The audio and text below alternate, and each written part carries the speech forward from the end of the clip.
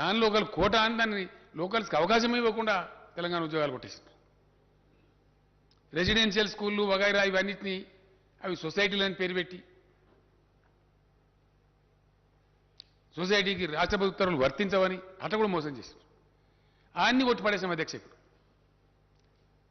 ఒక్క సెక్రటేరియట్కి, ఎందుకంటే సెక్రటేరియట్కు వివిధ సర్వీసుల నుంచి వివిధ ఫీడర్ల నుంచి మన తెలంగాణ ఉద్యోగుల్ని తీసుకుంటారు కాబట్టి అది ఒక్క బాడీ చిన్న తప్ప మిగతా అన్నీ కూడా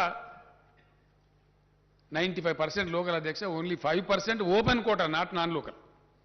అందులో మన లోకల్స్ కంపీట్ చేయొచ్చు. అట్లా ఇంచుమించుగా 97-98%, 99% కలిసి అయితే 100% మన పిల్లలకే ఉద్యోగాలు వచ్చేటట్టు ఏర్పాట్లు చేసినాం. ఈ ఆంధ్ర పెట్టే పంచాయతీ దిగడానికి నిన్న మొన్న దాకా తెగలేదు అధ్యక్ష. గత సంవత్సరం డిసెంబర్ కొద్ది రోజుల ముందు చివరికి ఆ 400-500 పోస్టులు పోలీసులు డిఎస్పీలు అయ్యి ఆర్డీఓలు అవన్నీ సూపర్ న్యూమరీ ఇచ్చిన తర్వాత ఆ సీనియార్ట్ల పంచాయతీ కూడా తెగి వాళ్ళకి మనది మనకు గవర్నమెంట్ ఉద్యోగస్తుల కాడికి అయింది. అయిన తర్వాత ఉత్తర్వులు, రాష్ట్రపతి ఉత్తర్వులు తీసుకొచ్చి వాటిని జారీ చేసి డిసెంబర్లో జీవోలు ఇచ్చినాం ఉద్యోగులను. ఎందుకంటే ఎప్పుడు తేలితే అధ్యక్ష ఖాళీలు కంప్లీట్గా పూర్తిస్థాయి అవగాహన ఖాళీల మీద రావాలంటే, రాష్ట్రపతి ఉత్తర్వులు కంప్లీట్ అమలు కావాలంటే ఎప్పుడు పాసిబుల్ అవుతుంది? ఉన్న ఉద్యోగస్తులు డివైడ్ కావాలి. కొత్త జోన్ల ప్రకారం, కొత్త డివిజన్ల ప్రకారం, కొత్త జిల్లాల ప్రకారం.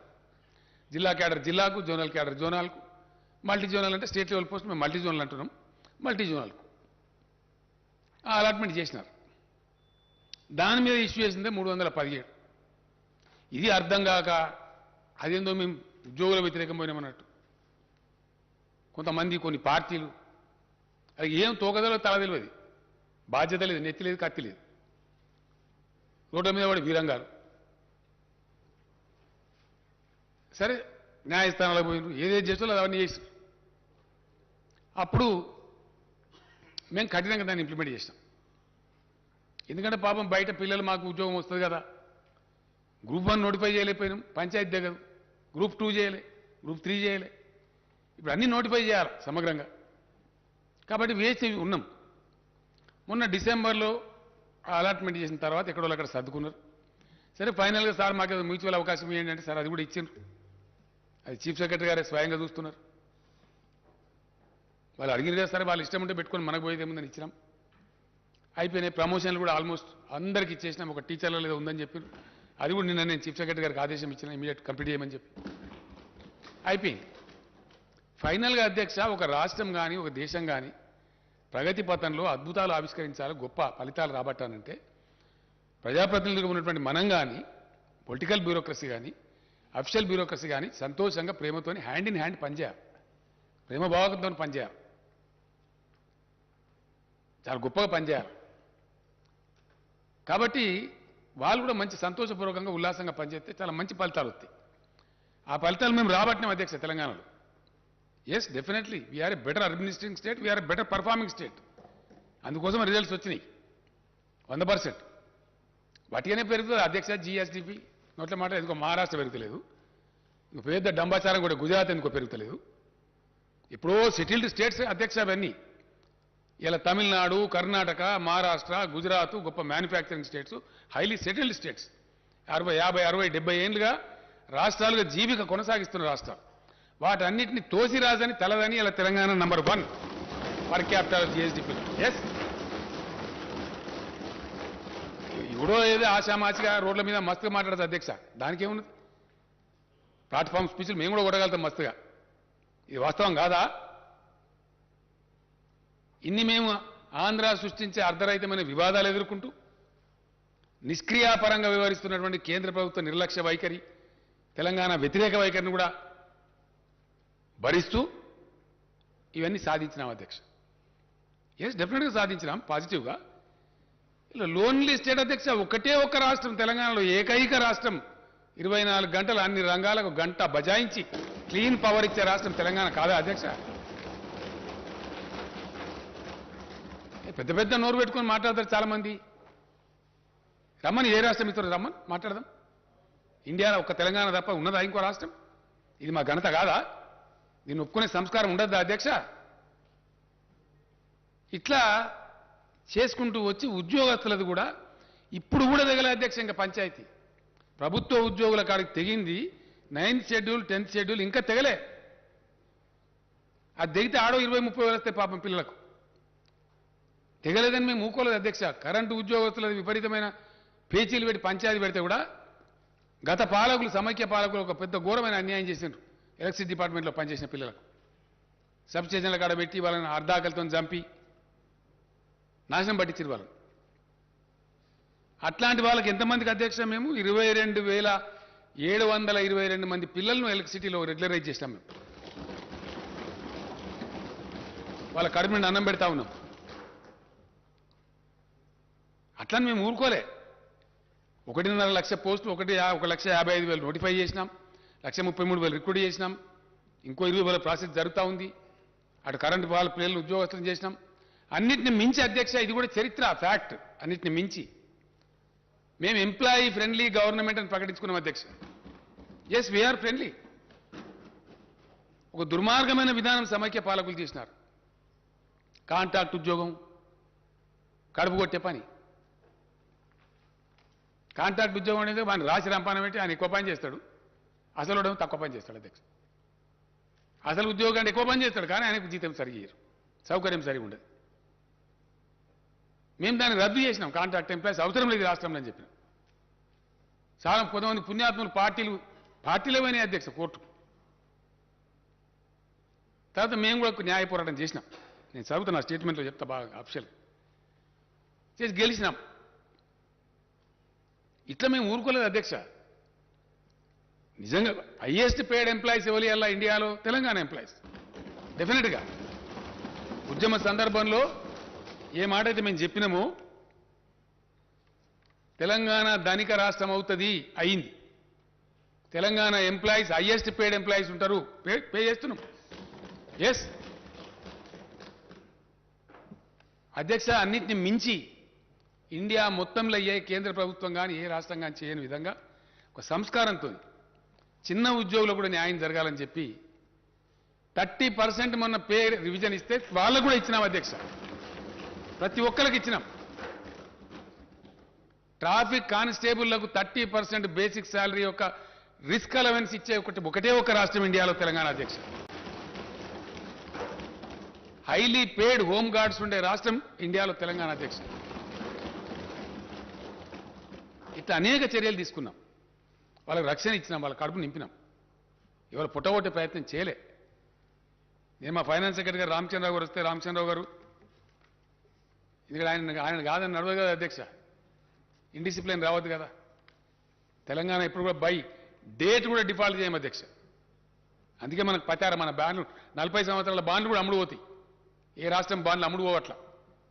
40 years బాండ్ అమ్ముతుంది తెలంగాణ, కొంటున్నారు హాట్ కేక్ లాగా. ఎందుకంటే వీ డోంట్ డిఫాల్ట్, ఉన్నంతలోనే తిందామని చెప్పి బయట ఏదో అవాకులు చెవాకులు మాట్లాడతారు అధ్యక్ష. లోయెస్ట్ అప్పులుండే రాష్ట్రం ఇలా ఇండియాలో తెలంగాణ, అతి తక్కువ. ఎస్,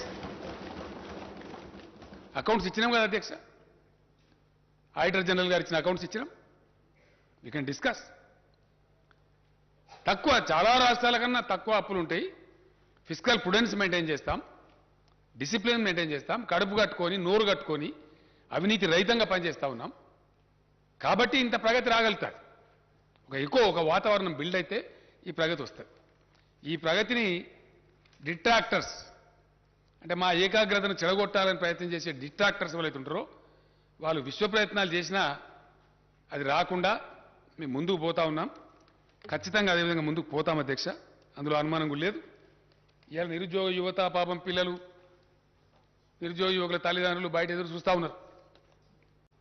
హౌస్ ఉంది కాబట్టి as a matter of respect to the house, సాంప్రదాయాలు తెలిసిన వాళ్ళం కాబట్టి, మర్యాద కాబట్టి. నేను వనపర్తిలో చాలా పెద్ద సంఖ్యలో వచ్చిన అధ్యక్ష జనం, చాలా పెద్ద బహిరంగ సభ అక్కడ చెప్పి ఉంటాను నేను. కానీ సభ కొలువు తీరున్నది కాబట్టి ఒక పాలసీ డెసిషన్ సభలో చెప్పాలి కాబట్టి నేను అక్కడ చెప్పలేదు. పిల్లలు చూస్తారు కదా అనే ఉద్దేశంతో 10 గంటలకు టీవీ కార్డు ఉండినా రేపు ప్రకటన చేస్తామని చెప్పినాం. అంతే కదా అధ్యక్ష. నేను చాలా సంతోషంగా ప్రకటిస్తా ఉన్నా, రేపు రాబోయే రోజులలో షెడ్యూల్ 9, షెడ్యూల్ 10 కూడా పరిష్కారం అయితే, అంటే వివిధ ప్రభుత్వ రంగ సంస్థల అధ్యక్ష తమకు తెలియంది కాదు, దాదాపు 40-50 ఉంటాయి. ఆ వివాదం కూడా ఈ ఆంధ్రతో పరిష్కారం అయిపోతే అక్కడ కూడా అవకాశాలు ఏర్పడతాయి. ఇక మన అనుకూలంగా మన తెలంగాణ కాంటెక్స్ట్లో మనం కొన్ని పాతే తీసేస్తాం కావచ్చు, కొన్ని కొత్త కార్పొరేషన్లు పెట్టుకోవడం కావచ్చు, అక్కడ కూడా అవకాశాలు వస్తాయి. అవి మళ్ళీ రావచ్చు, 10,000 20,000 ఎన్ని స్థానాలు వస్తాయి.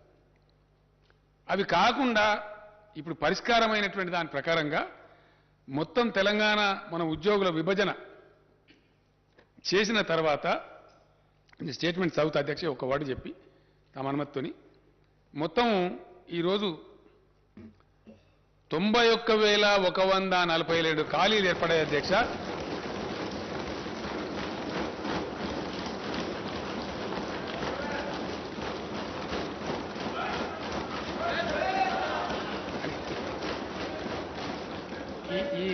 ఈ 91,142 ఉద్యోగాలకు ఈ రోజు నుంచే మొత్తం నోటిఫై చేసేస్తారు అధ్యక్ష. Today it self.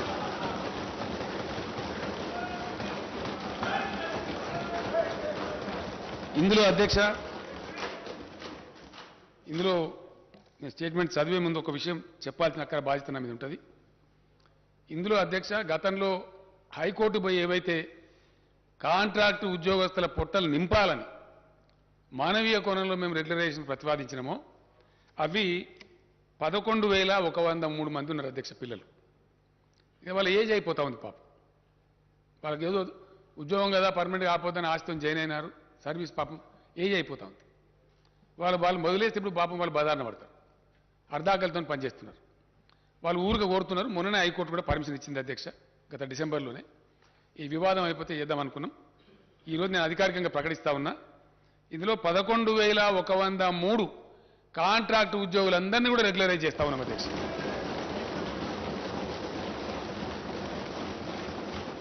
మిగిలినటువంటి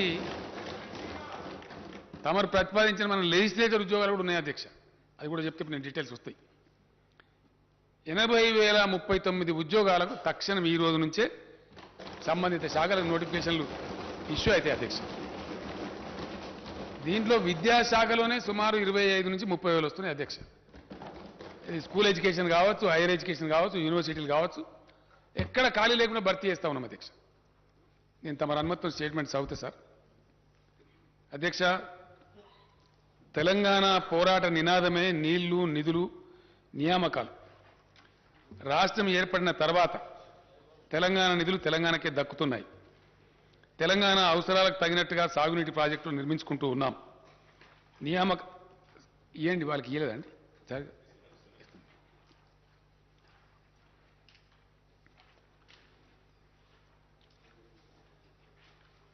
సాగునీటి ప్రాజెక్టులు నిర్మించుకుంటూ ఉన్నాం. నియామకాలకు సంబంధించి స్థానిక అభ్యర్థులకు సంపూర్ణ న్యాయం జరగడానికి కావలసిన పటిష్టమైన వ్యవస్థను, విధానాన్ని రూపొందించి అమలు చేస్తున్నాం. ఈ నేపథ్యంలో భారత రాజ్యాంగంలోని ఆర్టికల్ 371D ప్రకారం రాష్ట్రపతి ఉత్తర్వులకు సవరణలు చేయడం కోసం ప్రతిపాదనలు పంపించాం. కేంద్రం అనవసర తాత్సారం చేసింది. దీంతో నేనే స్వయంగా అనేక మార్లు ఢిల్లీకి వెళ్ళి గౌరవ ప్రధానమంత్రి గారిని, గౌరవ రాష్ట్రపతి గారిని కలిసి దీనికి ఉన్న ప్రాముఖ్యతను వివరించారు. దీనికోసమని ప్రత్యేకంగా అధికారుల బృందాన్ని ఢిల్లీలో పెట్టి ప్రభుత్వం నిరంతర ప్రయత్నం చేసింది. రాష్ట్ర ప్రభుత్వం చేసిన ప్రయత్నాల ఫలితంగా రాష్ట్రపతి ఉత్తర్వుల సవరణ సాధ్యమైంది. ఇది తెలంగాణ ప్రజల చిరకాల ఆకాంక్షను నెరవేర్చిన చరిత్రాత్మకమైనటువంటి విజయం.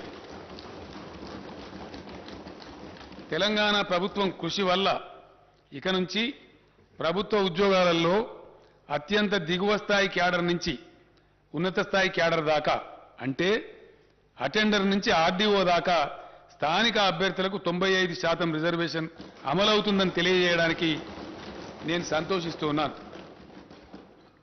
దేశంలో స్థానికులకు ప్రభుత్వ ఉద్యోగ నియామకాల్లో 95% రిజర్వేషన్ సాధించిన ఒకే ఒక్క రాష్ట్రం తెలంగాణ రాష్ట్రం అధ్యక్ష.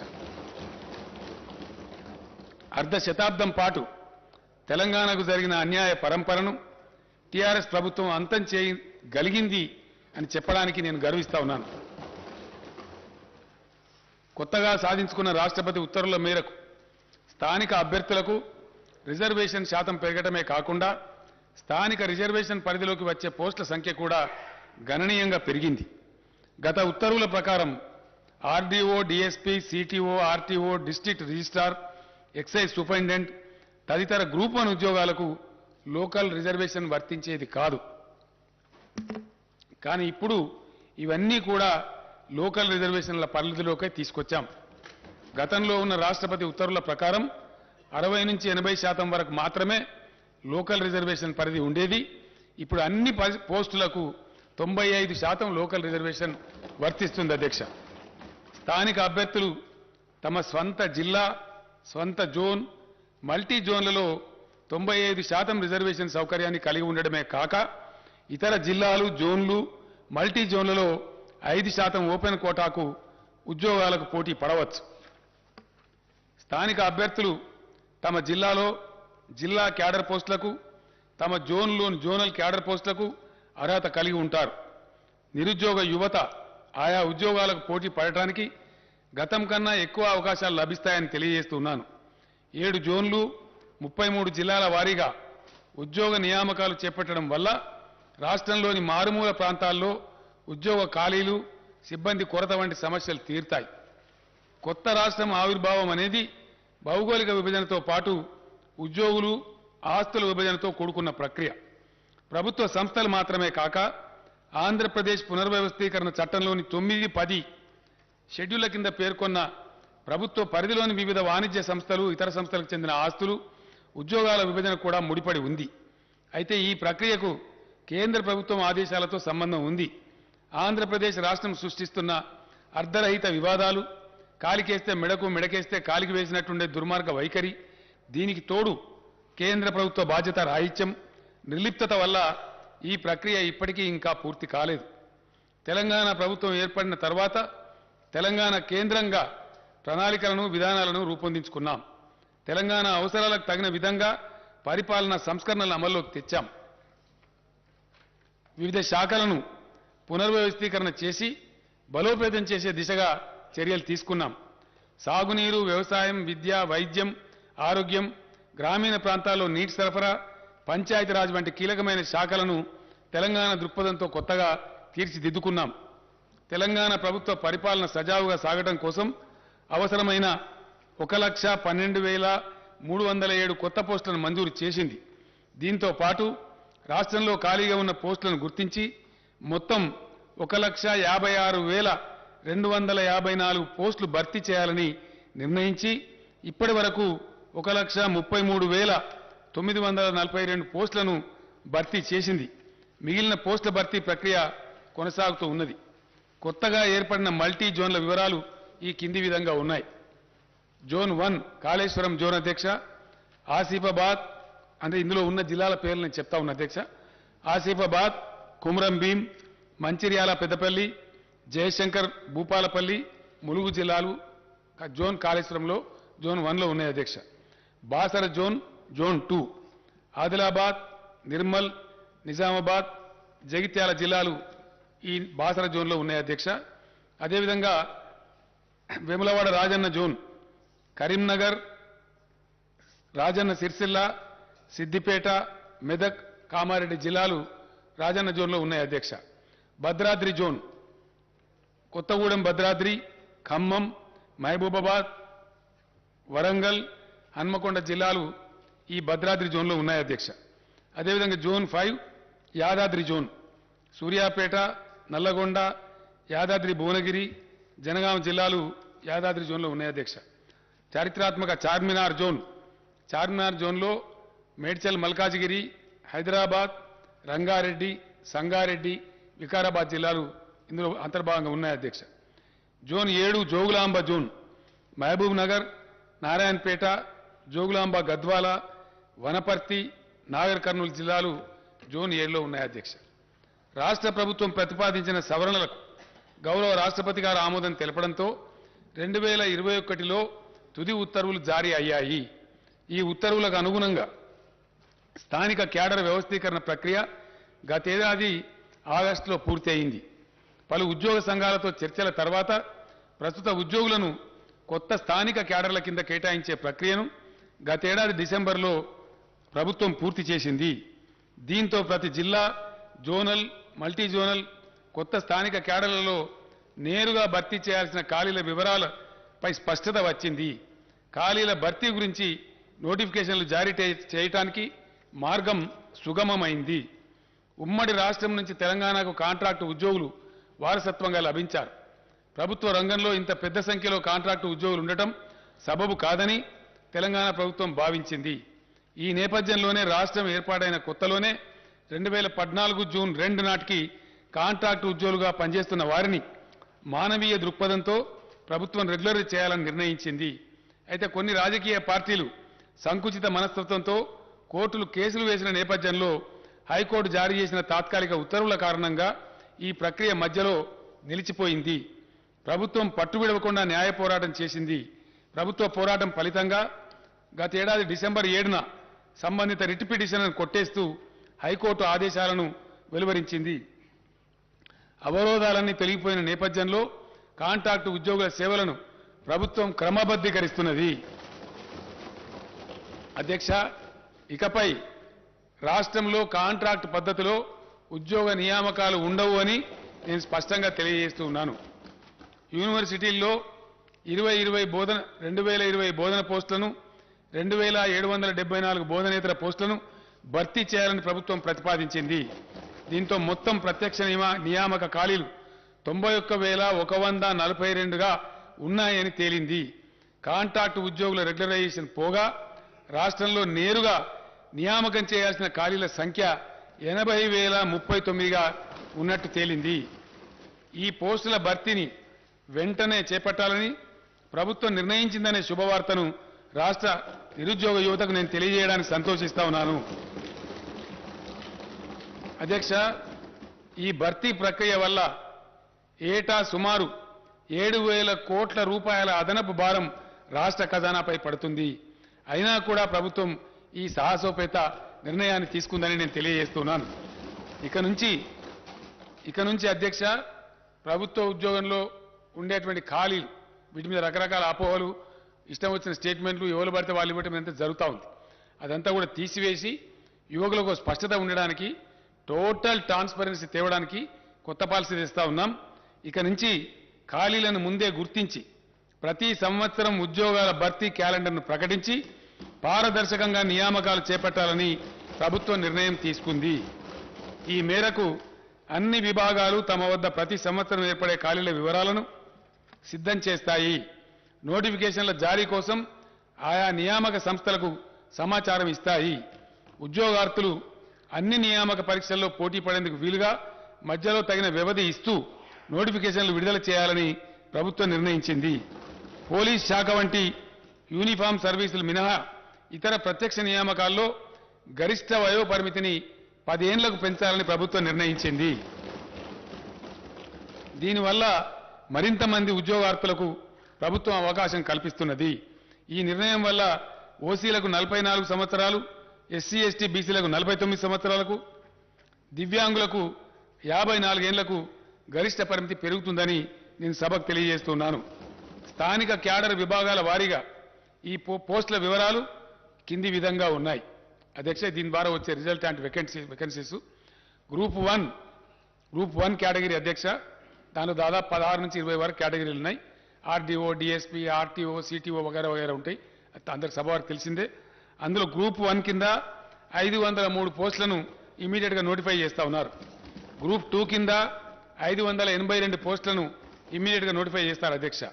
గ్రూప్ 3 కింద 1373 పోస్టులు ఉన్నాయి అధ్యక్ష. గ్రూప్ 4 కింద 9168 పోస్టులు ఉన్నాయి అధ్యక్ష. అదేవిధంగా జిల్లాలలో జిల్లా క్యాడర్గా ఉంటాయి అధ్యక్ష. దీనిలో నేను మనవి చేస్తా ఉంది ఏంటంటే గౌరవ సభ్యులకు, గతంలో ఈ అవకాశం ఉండేది కాదు అధ్యక్ష. మారుమూల ప్రాంతాల ఉద్యోగాలు కొద్దిగా తెలివైన వాళ్ళు కొట్టేసేవాళ్ళు.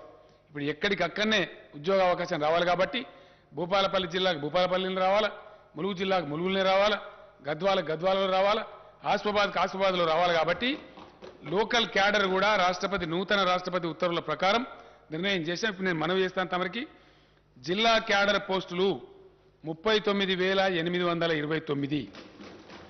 ఇవి ఏ జిల్లాకు ఆ జిల్లానే వస్తాయి అధ్యక్ష. నేను వివరాలు చెప్తాను. జోనల్ పోస్టులు ఇందాక నేను చదివినటువంటి 7 జోన్లలో ఉన్నటువంటి పోస్టులు ఆ జోన్ వాళ్ళకే చెందుతాయి. 18,866 ఉద్యోగాలు. మల్టీ జోనల్ పోస్టులు 13,170, విశ్వవిద్యాలయాలు సచివాలయం హెచ్ఓడీలు వగైరా కలిపి 8,147 ఉద్యోగాలు. అధ్యక్ష, జిల్లాల వారీగా అంటే ఏ జిల్లాకు ఆ జిల్లాకే తక్షణం లభించే ఉద్యోగాల సంఖ్య ఎక్కడ వాళ్ళకి అక్కడనే వస్తుంది అధ్యక్ష, అక్కడనే నియామక ఉత్తర్వులు ఇస్తారు. హైదరాబాద్ 5,268, నిజామాబాద్ 1,976, మేడ్చల్ మల్కాజ్గిరి 1,769 మంది, రంగారెడ్డి 1,561, కరీంనగర్ 1,465, నల్లగొండ 1,398, కామారెడ్డి 1,340, ఖమ్మం 1,340, భద్రాద్రి కొత్తగూడెం 1,316, నాగర్ కర్నూలు జిల్లా 1,257, సంగారెడ్డి జిల్లా 1,243, మహబూబ్ నగర్ జిల్లా 1,213, ఆదిలాబాద్ జిల్లా 1,193, సిద్దిపేట జిల్లా 1,178, మహబూబాబాద్ జిల్లా 1,172, హనుమకొండ జిల్లా 1,157, మెదక్ జిల్లా 1,149, జగిత్యాల జిల్లా 1,063,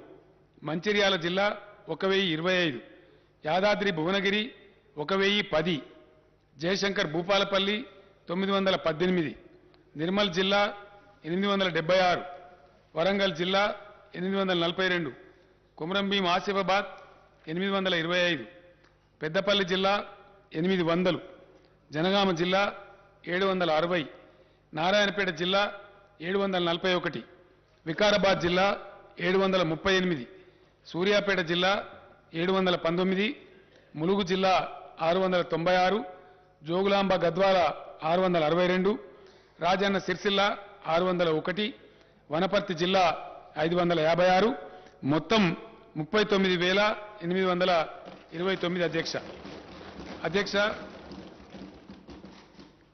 డైరెక్ట్ రిక్రూట్మెంట్ వేకెన్సీలు జోనల్ వారీగా అధ్యక్ష, అంటే జోనల్ పోస్టులు. Zone 1 Kaleshwaram 1,630, zone 2 Basara 2,328, zone 3 Rajanna 2,403, zone 4 Bhadradri 2,858, zone 5 Yadadri 2,160, zone 6 Charminar 5,297, zone 7 Jogulamba 2,190, మొత్తం 18,866 అధ్యక్ష. దీంతో పాటు మల్టీ జోనల్ పోస్ట్ ఇందాక నేను మనవి చేసినటువంటి ఆర్డీఓ, డిఎస్పీ వగైరా వగైరా అధ్యక్ష ఒక 15-20 కేటగిరీలు ఉన్నాయి. దాంట్లో సిటీఓ, ఆర్టీఓ ఇవన్నీ కూడా ఉంటాయి. ఎక్సైజ్ సూపరింటెండెంట్, డైరెక్ట్ రిక్రూట్మెంట్ అధ్యక్ష. ఇవి multi zone 1 6,800, multi zone 2 6,370, multi zone మొత్తం కలిపి 13,170. ఈ విధంగా ఈ వేకెన్సీలు కూడా ఇమ్మీడియట్ నోటిఫై చేస్తారు అధ్యక్ష. దీని తర్వాత డిపార్ట్మెంట్ వారీగా నేను మనవి చేస్తా ఉన్నా.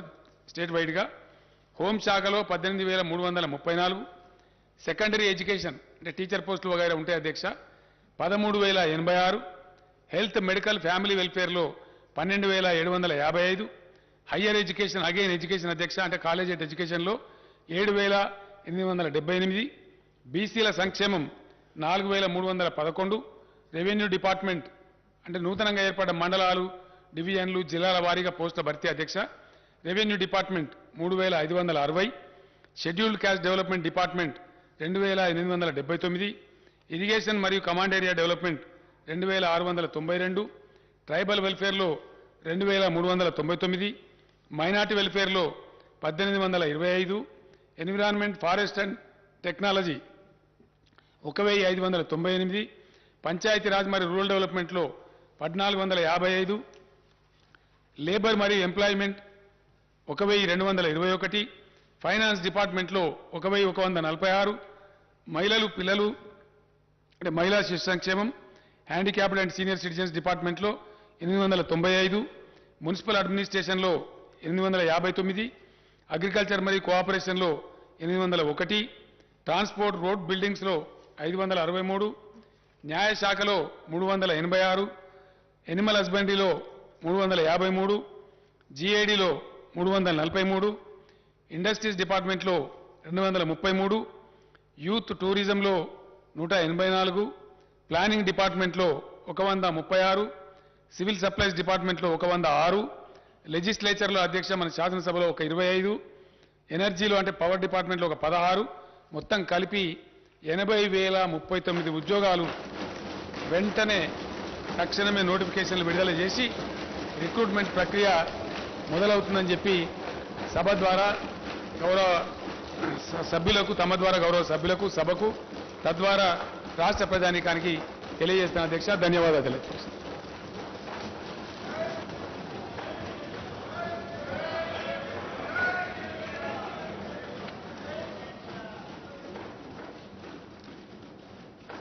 There are some announcements. All the papers included in today's agenda are deemed to have been placed and laid on the table of the House. I am to announce to the House that cut motions to the demands for grants for the budget 2022-23 will be received up to 2 p.m. today, the 9th March 2022. One more announcement. I am to announce to the House that I have nominated the following members to be on the panel of chairmen for the second meeting of 8th session: Sri Dharamsot Reddy Nayak, Sri Muhammad Mozam Khan, Sri Hanuman Sinde, Sri Manchireddy Kishan Reddy. Now, general discussion on the annual finance statement budget for the 2022-23. I request Sri Akbaruddin Owaisi Garu to initiate the general discussion on the annual finance statement budget for the year 2022-23. Honorable Speaker, sir. Sir, before I go on the discussion on the budget, state budget for the year 2022 and 2023, I would like to congratulate the Honorable Chief Minister Sahab for making the announcement for the recruitment in the government department. बहुत देर से ये मुतालिबा था और आज chief minister साहब ने इस ऐवान के जरिए रियासत की आवाम में एक खुशी की लहर दौड़ा दी कि इतने सारे तकर्रुरात का ऐलान किया, ना सिर्फ वैकेंसीज को फिल करने का ऐलान किया बल्कि उसके साथ ही साथ ये भी ऐलान किया कि जितने भी जो लोग काम कर रहे थे कॉन्ट्रैक्ट बेसिस पे उनको भी रेगुलर करेंगे और सालाना हर वैकेंसी जब भी आएगी उसको पुर किया जाएगा। ये काबिल मुबारकबाद इक़दाम है जिसके लिए मैं अपनी पार्टी की जानिब से चीफ मिनिस्टर साहब को, रियासती हुकूमत को दिल की गहराइयों से मुबारकबाद देता हूं। Sir, now going ahead with the discussion on the state budget for the year 2022 and 2023. Sir, I congratulate the Finance Minister, Janab Harish Rao Sahab, for presenting the next year budget with a record outlay of 2.57 crores. I also compliment Harish Rao Sahab for making a marathon budget speech for over 2 hours. However, I would like to say that this budget speech is very significant for 2 reasons. He has given a detailed account of the spectacular progress achieved by the Telangana state in the last 7 years since 2014. He has also pointed out clearly that this progress was made without any contribution of the central government and despite some hurdles created by those in power in Delhi. One could imagine what more Telangana state would have achieved if the powers that be in Delhi were responsive to its needs and demands. I don't want to repeat what the Finance Minister Sahab had stated about the discrimination suffered by the Telangana state at the hands of the Delhi rulers.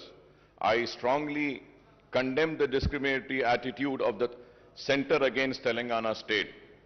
In the recent past, the central government has tried to snatch away the power of the state through several legislation and actions. Even in the next year's union budget, no justice was done to Telangana state. None of our irrigation projects have been given national status, and not a single rupee was sanctioned by the central government for these projects. So right from 2014, when the first Telangana budget was presented in this house, we have been cautioning that the central government is denying its due share to the state in the devolution funds. I have been repeatedly stating this, sir. Sir, we have also been cautioning that the 14th and the 15th Finance Commission have not done justice to the state, which requires special assistance for its faster development. So we have also made it very clear when the demonetization was announced, it was me and my party which has opposed the demonetization, and the demonetization has resulted in derailing the country's economy. The demonetization was responsible for the closure of many small-scale industries. The demonetization was responsible for snatching away the livelihoods of the poorest of the poor people. The demonetization has totally failed, I would say. The derailing of the economy had started from the day when the demonetization had come. We have also, me and myself, stood here in this house and had opposed the GST. And we know that the GST has also been a major cause for derailing the economy, responsible for closure of many industries, small-scale industries, taking away the livelihoods of the poor people. So GST had to be discussed more further without a total discussion and taking into account the real reasons as to why the GST was opposed by my party. We have already spoken about it, but I would say that all these are the reasons why the economy of the country was derailed. All our apprehensions have come true, and we have a situation where the state share of divisible pool of central taxes has decreased and the grant in aid also falling steeply. मैं ये भी बात जरूर कहूंगा कि मजलिस इत्तेहाद अल मुस्लिमीन मुसलसल मरकजी हुकूमत की नाकामियों पर रियासती हुकूमत को बार बार मुतवज्जो कराती रही, बार बार आगाह कराती रही और बोलती रही कि आपकी ये खुरबत रियासत के लिए नुकसानदेह साबित होगी। देरी सही, लेकिन आज हम देखते हैं कि रियासती हुकूमत आज मरकजी हुकूमत के इक़दामात के खिलाफ शिद्दत के साथ आज उससे इख्तिलाफ कर रही है और अपनी नाराजगी का इजहार कर रही है। तो आखिर मजलिस इत्तेहाद अल मुस्लिमीन की बात और उसकी पॉलिसी सही साबित हुई कि रियासती हुकूमत से को नुकसान पहुंचा मरकजी हुकूमत की खुरबत के जरिए। So for instance, the state share of central taxes has come down from rupees 15.987 crores in 2019 and 20 to rupees 7,589 crores in the first 10 months of the current financial year to 2021-2022 as per the CAG accounts. Similarly, the grant in aid for the center has decreased from 11,598 crores in 2019 and 20 to rupees 7,303 crores in the first 10 months of 2021 and 2022, sir. Hence, the state's share of central taxes and central grants in aid together total rupees 27,587 crores in 2019 and 20.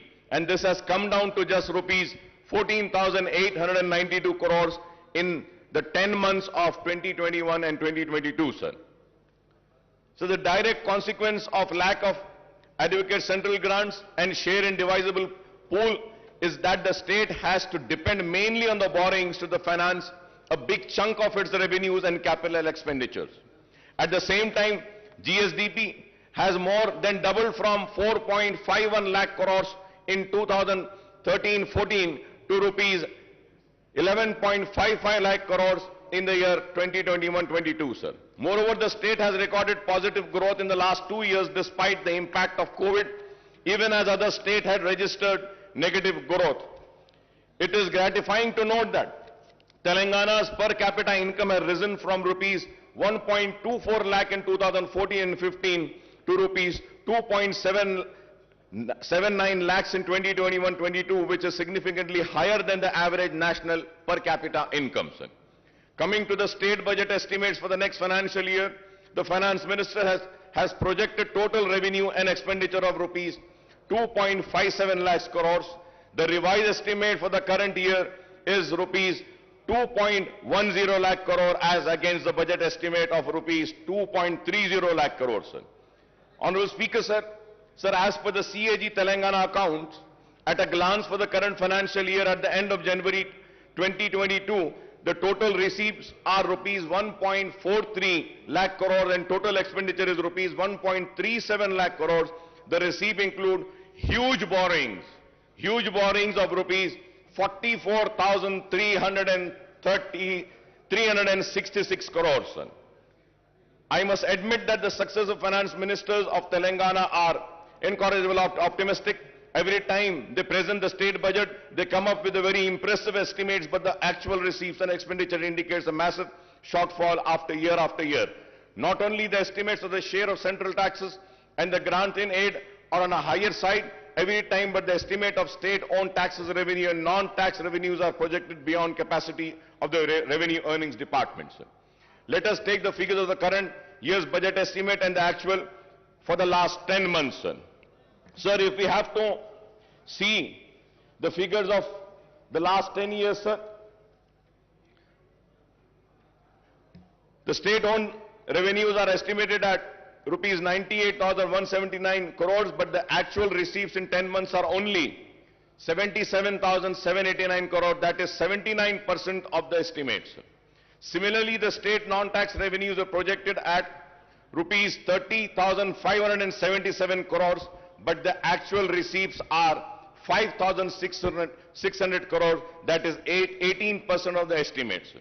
The state's own tax and non-tax revenues together were estimated at rupees 1,28,756 crores, but the actual receipt in 10 months amount to rupees 83,389 crores. The state is supposed to earn rupees 45,367 crores to achieve the year's budgeted target of rupees 35,367 crores as per the revised estimate. Honorable Speaker, sir, I don't think that the revenue earnings departments can perform miracles and achieve 10% target before the financial year which closes at March 31st. A direct consequence of the shortfall in revenue received is the huge shortfall in the state expenditure on both welfare schemes and developmental activities, sir. The statement of CAG report on state budget, sir, which clearly gives a picture to us. If we have to see, Honorable Speaker, sir,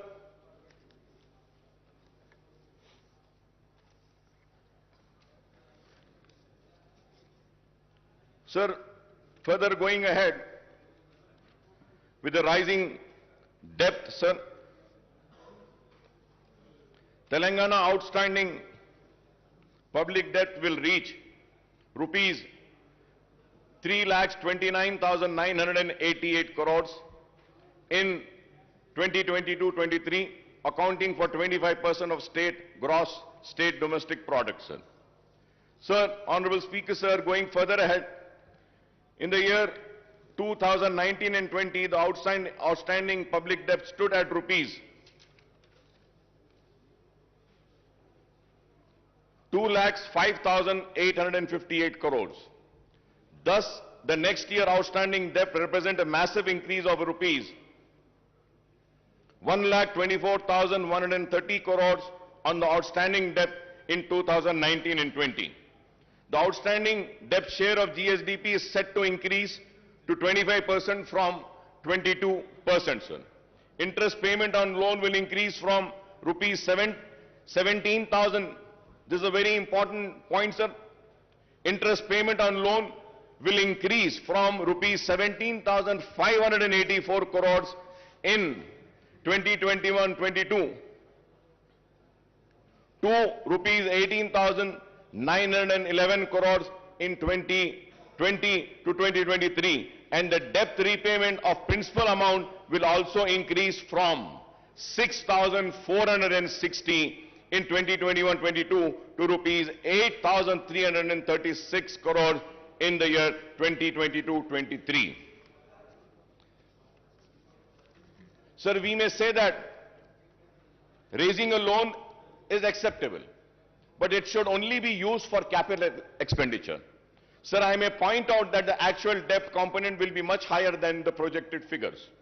So the loan raised by the various corporations and bodies, including the Greater Hyderabad Municipal Corporation, are not shown in these figures, but these should also be considered outstanding debts because the state government stand guarantee to these loans. The loan amount should be spent on infrastructure project rather than welfare schemes, Honorable Speaker, sir. And I hope that when the Honorable Finance Minister would reply, he would also give me the details of the loans raised by various corporations, sir. Honorable Speaker, sir, as per the CAG report, budget allocated and actual revenues and expenditure, if we have to see, sir, for the financial year 2021, the budget estimate was 2,21,686.54. Then the actuals were 1,42,688. That amounts to 64% only. When we see 2021, the budget estimate was 1,76,393.20. The actuals were 1,45,599.95. The percentage is 82.54. 2019 and 20, 1,37,226.53. Actuals were 1,32,508.87. Percentage was 96.56. 2018 and 19, 1,67,859.35. The actuals were 1,25,554.70, that is 74.80. 2017 and 18, budget estimate was 1,44,986.52. The actuals were 1,15,887.35. 2016 and 17, budget estimate 1,27,266.59. The actuals were 1,17,799.40. That is 92.56%. 2015 and 16, 1,11,974 was the budget estimate. 1,11,974.82. The actuals were 96,051.29. That amounts to 85.78%. 2014 and 15, the budget estimate was 97,563.61. The actuals were 63,323.29. That was 64%, sir. Sir, when we see the budget estimate and the actuals, now let us see the table of the expenditure. Sir, when we see the expenditure for the year 2021 and 2022, sir, again if we see the budget estimate was 1,98,430.21, but the actuals were 1,37,190.44. That was 69.14 in the year financial year 21-22. When we go to financial year 2020 and 2021, the budget estimate was 1,60,731.00, but the actual expenditure was 1,34,731.68. That is 83.82%, sir. For the financial year 2019 and 20, the expenditure, budget estimate expenditure was 1,28,330.51, but the actuals were 1,23,809.09. 2018 and 19, the actual expenditure was, budget estimated was 1,58,823.80, but the actual expenditure was 1,16,804.25. That amounts to 73%, sir. Sir, again if we see 2017, the budget estimate for the expenditure was 1,39,441.00, but the actuals were 1,09,384.62. That amounts to 78.45%, sir. 2016 and 17, 519.49 was a budget estimate for expenditure, but the actuals were 1 crore 14 lakhs 397.62, that amounts to 90.42, sir. So 2015 also, it was 1,09,582.72 and the actuals were 90,818.44. In the year 2014 and 15, 94,890.50, but the actual expenditure was 61,840.48, sir. So now, if we are seeing these figures, so it is very clear that what has been the actuals and what has been the expenditure, what has been the budget estimate for the receipts and what has been the actuals, and also the expenditure, what was the budget estimate for the expenditure and what has been the actuals, sir. Sir, now going further ahead, sir, the state government claims that the Telangana is at the bottom of the list in the terms of GSDP ratio on public debt. In 2021, the outstanding loan was 2,44,119 crores, and in 2021 and 22, it stood at 2,85,120. If I am wrong, I may be corrected, sir. But as per my research and my work which I have done, the outstanding loan for the year 2021 is 2,44,119 crore, and in 21-22, it stood at 2,85,120 crores, sir. The loan raised for the open market would amount to rupees 2.89 lakh crores out of the rupees 3,29,988 crore outstanding debt in the coming fiscal year, sir. These figures, if are wrong, I may be corrected, sir. So the budget has proposed to borrow rupees 53,970 crores through market borrowing in 22-23 against 47,500 crores in the year 21-23. In 2020 and 2021, the market borrowings were 43,784 crores. The overall debt burden of the state government will stand. The important point, Honorable Speaker, sir, the overall debt burden of the state government will stand at 3,29,988 crores, including market borrowings of rupees 2,89,873 crores loan from the central government amounting to rupees 7,188 crore loan from autonomous bodies, rupees 13,591 crore special security, small saving and provident fund, etc., rupees 19,336. So this is the state of loans. So I would like to welcome the important announcement made by the Finance Minister Saab in the budget speech. The government has increased the Arogashri reimbursement limit from rupees 2 lakh to 5 lakhs for routine procedures and up to 10 lakhs for transplant. However, Honorable Speaker, sir, the allocation for Arogashri has come down from rupees 720 crores to 605 crores in the next year's budget, sir. Sir, at the same time, Honorable Speaker, sir, I would like to bring across is that the rates which have been fixed by Arogashri are the rates which have been fixed long back, more than 15 years back. The rates were fixed. The rates needs to be revised. The revision of rates are very important. Many private hospitals are not admitting the Arogashri patients. The reason is that the rates are very low. And most important, Honorable Speaker, sir, जब एक बीमार critical condition में आता है, critical care के लिए जब आता है और उसको सीसीयू में अगर ले जाना पड़ता है, Honorable Speaker, sir, the rates of Arogashri are only 4,000 rupees. Critical care unit में 4,000 में तो इलाज नहीं हो सकता. Sir, many hospitals in CCUs, they charge 40,000, 50,000, and few hospitals charge 1 lakh rupee a day. And the hospitals which MIM party runs, 2 hospitals we run. Sir, in those hospitals we charge only 11,000. No profit, no loss basis. But still, Arogashri is giving only 4,000 rupees. So with this, we cannot treat the poorest of poor patient.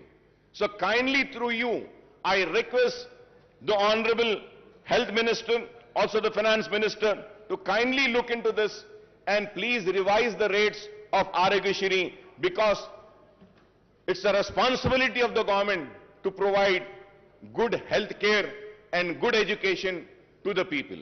Sir, going further ahead, sir, the diet charges for cancer and TB patients have been increased from rupees 56,000 to rupees 112 and rupees 40 to rupees 80 for other patients, and this is welcome relief, sir.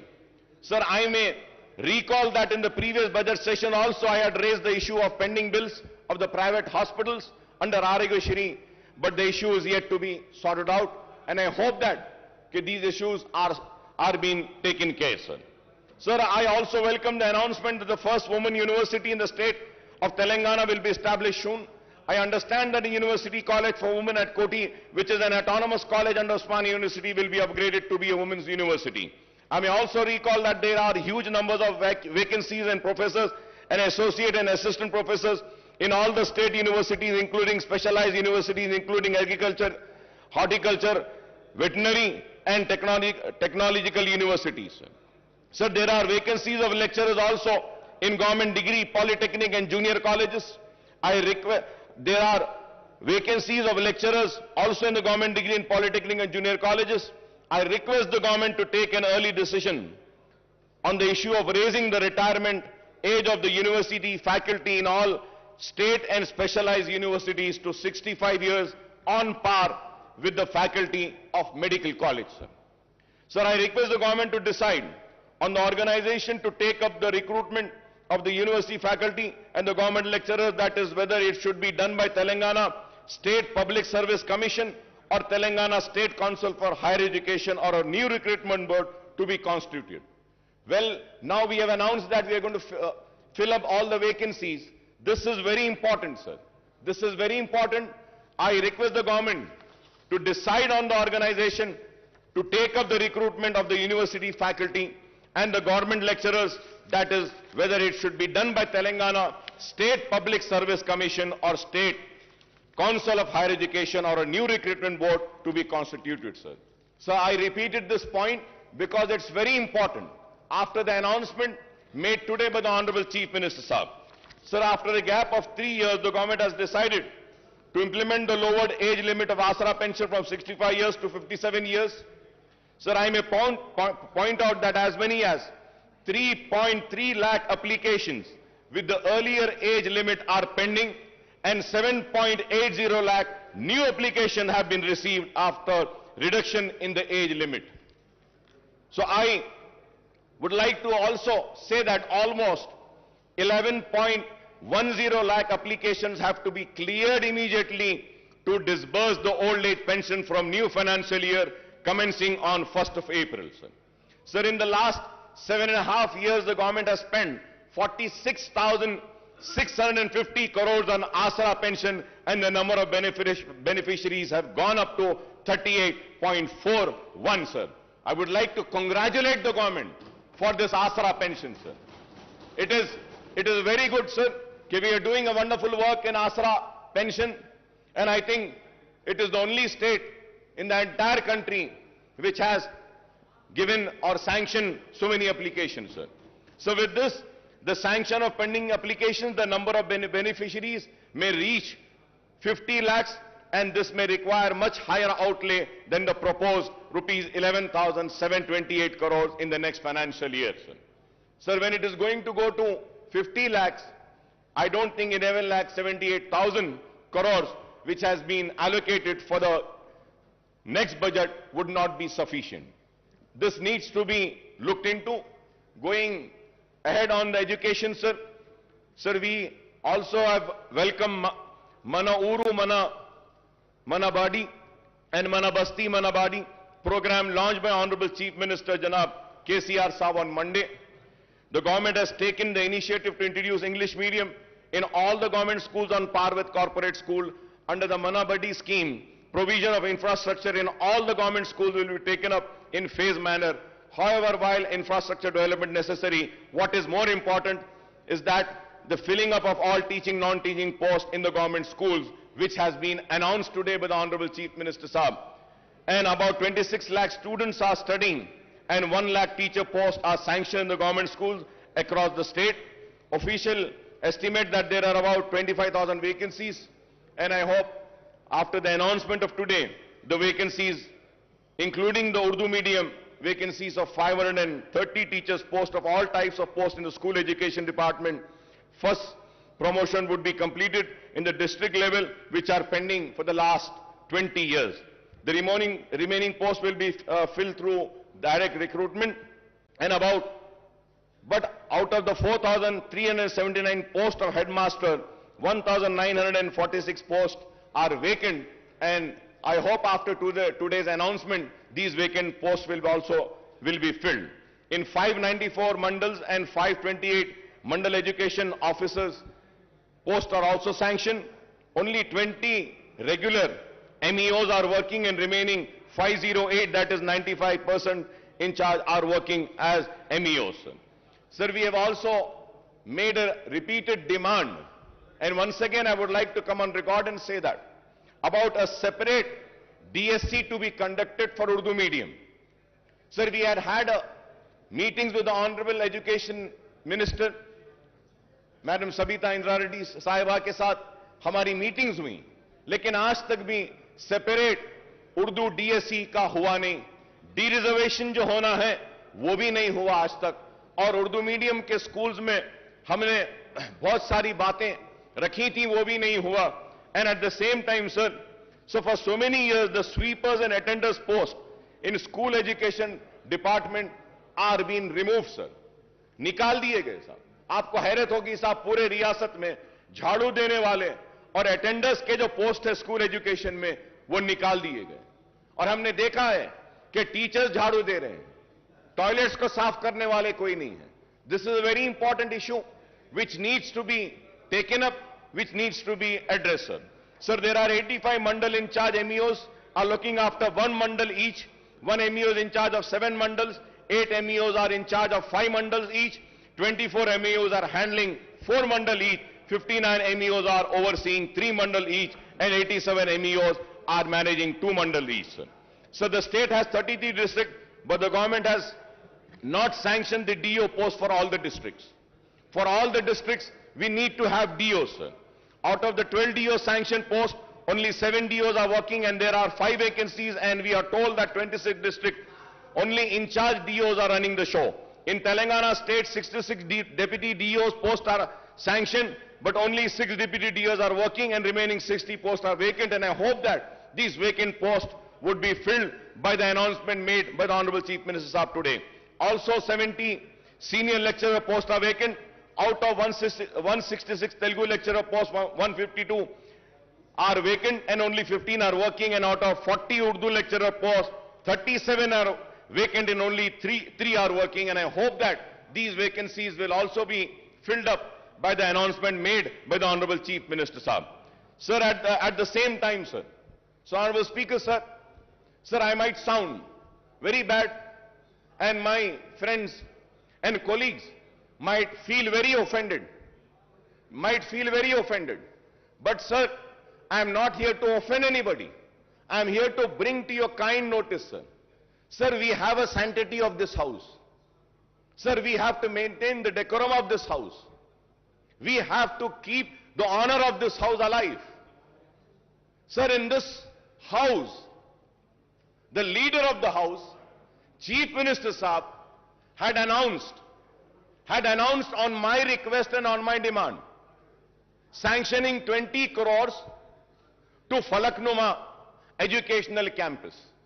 He had announced sanctioning amount to Chanchalguda Educational Campus. He announced the same to Hussaini Alam and Golconda Educational Campus. And the announcement has been made 3 years back, sir. आज तक 1 पैसा नहीं दिया गया साहब. साहब, मैं आपको मेरी बात बुरी दिखेगी, लेकिन अगर कोई मेंबर अपनी सीट पर से उठकर यहां अगर वेल में आता है तो उसको सस्पेंड कर दिया जाता है, लेकिन जो अनाउंसमेंट इस ऐवान में होता है उसको पूरा नहीं किया जाता तो उसके ऊपर आपको फैसला लेना पड़ेगा स्पीकर साहब। अगर नहीं करना है तो अनाउंस ना कीजिए, मेहरबानी होगी नहीं करिए। इस ऐवान के लिए कह रहा हूं मैं, इसके वखार के लिए, इसकी इज्जत के लिए कह रहा हूं। अगर इस ऐवान में होने वाले अनाउंसमेंट को पूरा नहीं किया जाता तो फिर यह ऐवान की इज्जत की धज्जियां उड़ाने के बराबर है। तो मैं आपके जरिए हुकूमत से मुतालबा करूंगा कि जो ऐलान किया गया फलकनुमा कैंपस के लिए, जो ऐलान किया गया गोलकुंडा कैंपस के लिए, जो ऐलान किया गया हुसैनी आलम कैंपस के लिए, जो ऐलान किया गया चंचलगुड़ा कैंपस के लिए, वो ऐलान को पूरा करिए बराए मेहरबानी। Sir, going to GHMC, sir. So the finance minister had recounted the infrastructure development taken up in the GHMC area since 2014, particularly under SRDP, CRMP and SNDP. However, the fact remains that the state government has not provided grants to the GHMC for taking up these work, and hence the GHMC has to go for massive borrowings from the banks and also raising the municipal bond to finance these projects. Sir, the GHMC has raised bonds of 1,000 crores and borrowed 3,900 crores for SRDP work, 1,500 crores for CRMP work, and 858 crores for SNDP work, sir. Some of the SNDP works costing to rupees 225 crores are taken up in the surrounding municipality and municipal corporation with the GHMC borrowing. From 2014 onwards, GHMC is in serious financial crisis as the grant for both the central government and the state government have decreased considerably, and the state government is not even paying property tax of rupees 300 crores per annum on its buildings. जो government के building हैं उसकी property tax के जो 300 करोड़ है वो भी GHMC को नहीं दी जाती. On the other hand, the GHMC is paying 1 crore every day, that is rupees 365 crores per annum for repayment of loan and interest on borrowing. Honorable Speaker, sir, every day the GHMC is paying 1 crore. Sir, at the same time, sir, under the 14th and 15th Finance Commission grant, the central government sanctioned funds amounting to rupees 300 crores and rupees 1,000 crore respectively to the GHMC, but these have not been realized by the state government. With the introduction of TSB pass for building permission, the building permit fees is deposited with the state treasury and the GHMC is not getting this amount. Sir, मैं घर बनाना चाहता हूं, घर बनाने के permission के लिए पैसे भरता हूं, वो पैसे GHMC में नहीं आते हैं सर, वो गवर्नमेंट ट्रेजरी में चले जाते हैं. सर, ये GHMC में घर बन रहा है, परमिशन GHMC दे रही है, तो पैसा तो GHMC को आना चाहिए, लेकिन ऐसे नहीं हो रहा है sir. So the GHMC's own revenues are meant for paying staff salaries and for the maintenance work and for major works and project funds. Projects funds have to be sanctioned with the state government. I want to know how many projects in GHMC are funded by the state government from 2014 onwards, sir. GHMC के जो भी projects हैं, government की तरफ से क्या दिया जा रहा है? Now maintenance and new works in GHMC have come to a halt from July 2021 and onwards, since payments were not made to GHMC contractors. The contractors' dues are rupees 300 crores and the government should release the fund for development of work to GHMC to clear this fund. Most of the 2,000 contractors at GHMC are petty contractors whose livelihood depends on GHMC work. Sir, I also have the statement, sir. Abstract of MAUD department budget for 7 years.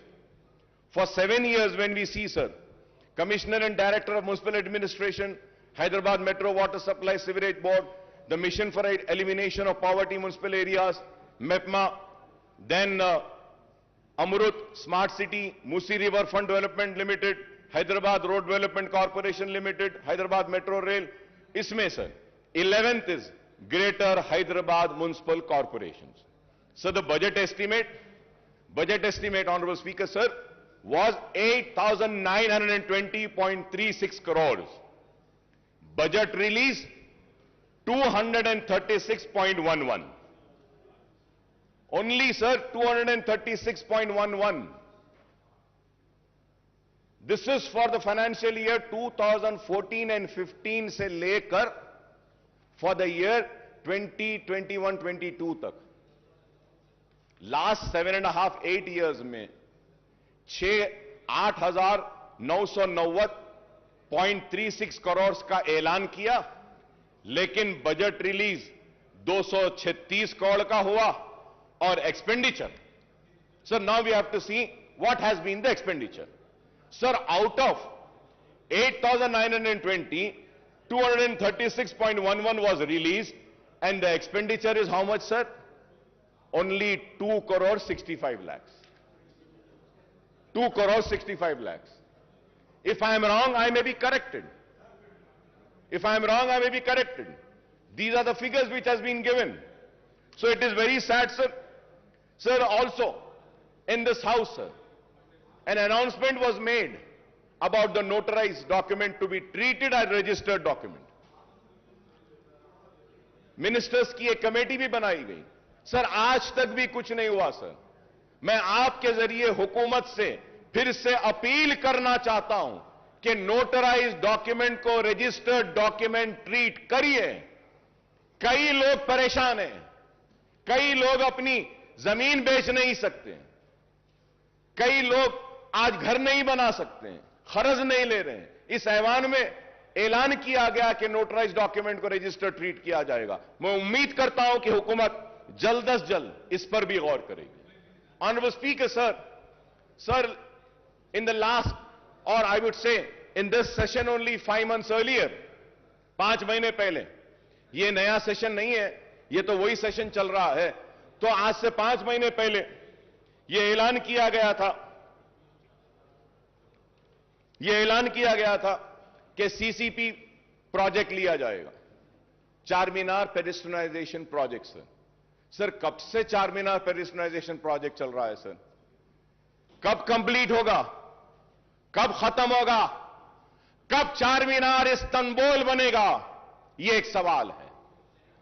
और उसके बाद जवाब में यह बोला गया कि खुली कुतुब शाह के जरिए चार मीनार पेडिस्ट्रियनाइजेशन का प्रोजेक्ट करेंगे.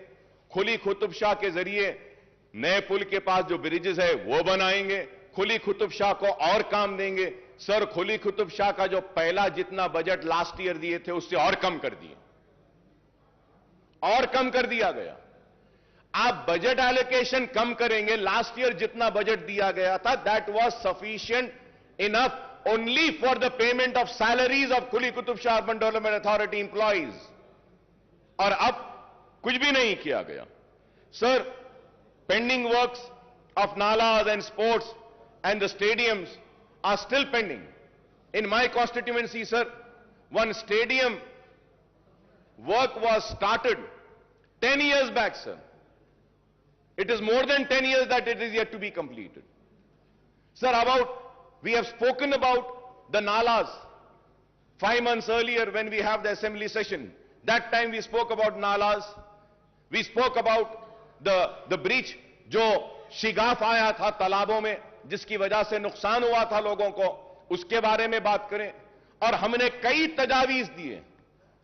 मैं बड़ी मौजरत के साथ ऑनरेबल स्पीकर साहब कह रहा हूं, मेरे दोस्त, काबिल दोस्त को बुरा दिखेगा, खराब दिखेगा मेरे काबिल दोस्त को, केटी रामाराव साहब को, जिनकी मैं बहुत इज्जत करता हूं, एहतराम करता हूं. लेकिन ऑनरेबल स्पीकर साहब, इस ऐवान में कहा गया था कि अकबर साहब हम मीटिंग बुलाते हैं, बैठते हैं. दशहरा गया, दिवाली गई, दिवाली के बाद क्रिसमस गया, न्यू ईयर गई, संक्रांति गया. कब होगी मीटिंग? बुला लीजिए साहब. हम आप साहब, हमारे पास पूरा टाइम है. आप जब बोले, जब हम आ जाते हैं आपके पास. जब आप बोले आ जाएंगे.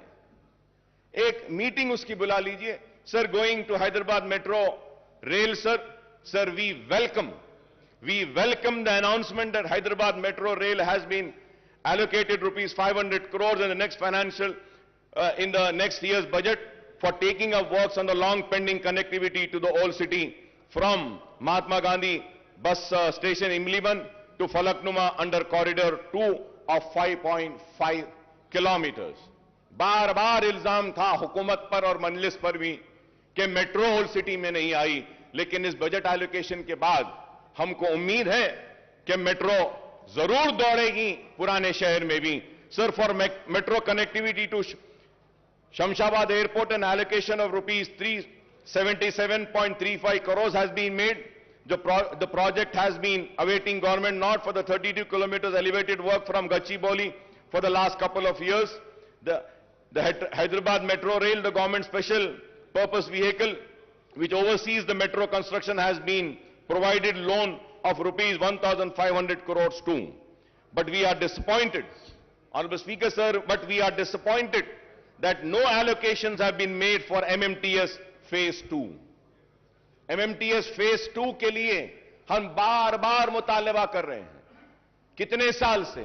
6-7 साल से मुतालबा है कि MMTS Phase 2 के लिए एलोकेट करिए फंड्स, लेकिन वो अब तक नहीं हुआ. मैं उम्मीद करता हूं कि फाइनेंस मिनिस्टर साहब MMTS Phase 2 के लिए भी जो रिक्वायर्ड फंड्स हैं उसको भी जारी करेंगे. So the state government has to provide its share of assured 2/3 funds of total cost of 817 crore, but only 129 crores was released. The MMTS Phase 2 project taken up by the South Central Railway should be completed in all respect, connecting the suburbs and providing a cheaper and environmental friendly transport system to the poor and middle class passengers. The MMTS Phase 2 also provides for extending the connectivity to the Shamshabad Airport, and this can be supplement the metro connectivity from Gachibowli. So about 2 BHK with an objective to providing a dignified dwelling of decent size, the government is implementing 2 BHK program. The government has sanctioned 2.91 lakh houses all over the state and 1 lakh in the GHMC area. However, in the 15 assembly segments of Hyderabad district, only 9,453 houses are sanctioned and 24 locations, and there is no 2 BHK housing site in Charminar, Amberpet segment, sir. Sir, in the GHMC area, only 4,504 houses have been completed and only 3,136 houses are actually handed over to the beneficiaries, sir. Most of the housing units in GHMC area are at various stages of constructions, and work has been stopped at most of the site as, again, the same problem, the contractors are not paid their dues for several months. I request through you, sir, कि ये contractors के जो पैसे हैं इसको पे करने के लिए बोली. In the next year budget allocation, rupees 12,000 crores is proposed for the 2 BHK program, and I hope that the housing units in GHMC would be completed and hand over to beneficiaries during the year. We welcome the government decision to launch the scheme of providing financial assistance for construction of 2-bedroom housing scheme for people who have their own plots with a unit cost of 3 lakh per house. 3 lakh रुपये गरीबों को जो जिनका खुद की जमीन है घर बनाने के लिए देने का जो ऐलान किया गया है, हम इसका खैर मुकदम करते हैं. It is better late than never, although the proposed unit cost has been brought down from the previous promise of rupees 5 lakhs rupees. Sir, in the coming financial year, 4 lakh beneficiaries will be provided assistance to construct the houses with a unit cost of 3 lakhs. For each assembly segment, 3,000 houses will be taken up. For providing financial assistance for these 4 lakh beneficiaries, rupees 12,000 crores will be needed. And the question is, where will the funds for the completion of construction of 2 BHK housing units will come from the government, sir? So now, going further ahead with the welfare department, sir. Sir, SC welfare, ST welfare, BC welfare and minority welfare, sir. Sir, 2022-23 budget for SC welfare, the revenue with 31,220.91. The capital was 559.50.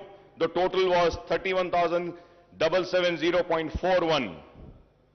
And percentage, if we have to see the allocations, taking in account the entire budget of the state, the percentage is 12.36%, sir. Sir, ST welfare, revenue 10,804.88, and capital would be 1,759.91, and the total is 12,564.80. BC welfare 5,289.83, the capital 407.72, the total is 5,697.55, that is only 2.22%. Sir, again, minority welfare 1,728.71 और उसके बाद 1,728.71, अगर आप इसको देखते हैं total budget के हिसाब से, तो माइनॉरिटीज को जो शेयर दिया गया है बजट में से, वो share is 0.67%. It has come down पहले से, और अब में अगर देखते हैं टोटल बजट से हम अगर कैलकुलेट करते हैं, तो जो शेयर दिया गया है एससी वेलफेयर को 12.36%, एसटी वेलफेयर के लिए 4.89%, बीसी वेलफेयर के लिए 2.22% और माइनॉरिटी वेलफेयर के लिए 0.67%. Sir, when we come to the minorities, sir, so Honorable Speaker, sir, before going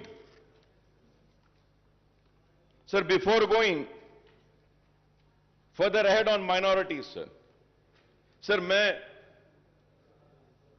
फिर से सर आपकी तवज्जो पे एक बात लाना चाहता हूं सर. आज से 5 महीने पहले चीफ मिनिस्टर साहब ने ऐवान में खड़े होकर पूरी तफसीलात दी थी. यह बुक दिया था और इसमें कहा गया कि माइनॉरिटीज पे क्या स्पेंड हुआ. टोटल 2014, 15, 16, 16, 17, 17, 18, 18, 19, 19, 20, 20, 21 या 21, 22, सारा फिगर टोटल अप टू सितंबर 21, 6,971. और अगर हम सितंबर को माइनस कर देते हैं, सिर्फ 2021 तक लेते हैं, तो ये जो पैसा जो दिया गया है एवरी ईयर 2014, 15, 16, 17, 18, 19, 20 और 21 तक हम ले लेते हैं, 22 नहीं लेते हैं, तो the amount comes to 6,502. Amount comes to 6,512, sir, 6,512. Honourable finance minister साहब अपनी बजट की स्पीच में बोलते हैं 7 साल में 6644. अब सर सवाल ये है, ऑनरेबल चीफ मिनिस्टर साहब जो फिगर दिए हैं वो सही है, फाइनेंस मिनिस्टर साहब जो फिगर दे रहे हैं वो सही है, या फिर कौन सा फिगर सही है sir? And when we go further ahead sir, I would say that कि मैं रिकॉर्ड में आकर कहना चाहूंगा, ये जो डिपार्टमेंट है सर, ये डिपार्टमेंट अपना होमवर्क सही नहीं करता है सर. सर, अगर हम 7 इयर्स का टोटल लेते हैं माइनॉरिटीज का, जब budget allocation was 9,837.22, BROs released was 7,736.10, expenditure is 6,205.18. 6,205.18. Sir, finance minister साहब को चाहिए था कि वो फॉर द ईयर 2021-22 का भी जो स्कीम वाइज है, जो हमारा 1,600 है, उसमें स्कीम्स में 949.7 है, एडिशनल बजट 133.96 करोड़ दिए, तो टोटल 1083.66. फिर रेजिडेंशियल स्कूल्स के लिए 649.98 दिए. तो अगर ये ले लेते हैं, जब ये सारा ले लेते हैं, गवर्नमेंट की तरफ से मैं कह रहा हूं कि अब तक माइनॉरिटीज पे जो खर्च हुआ है वो 7,347.89 करोड़ है. आपको ये बोलना चाहिए अब तक जो खर्च हुआ. 6644 आपने कहा, चीफ मिनिस्टर साहब एक फिगर देते हैं और ये फिगर असल ये है. This is why I say that the department needs to study. The finance department also needs to study and come prepared. This house should not be misled. Sir, और एक चीज, before going further ahead, Honorable Minister Sahab in his speech has quoted and said that 40 crores have been given for Anisul Gurba. The building is complete, ready for inauguration. Honorable Speaker, sir, it is not ready, sir. Sir, I have the picture, sir. I have the picture, sir. Is this ready? Is this called ready? No, sir, it's not ready. Why I say that? Any word said or uttered in this house holds an importance. And a document has been given. एक किताब दी गई. किताब में कहा गया है कि खत्म हो गया, नहीं हुआ है. सर, मैं आपसे कहना चाहता हूं कि इस ऐवान में और एक बात, एक और ऐलान किया गया था. महमूद अली साहब यहां मौजूद हैं. अगर मैं गलत कह रहा हूं तो मुझे रोकिए, मुझे टोकिए.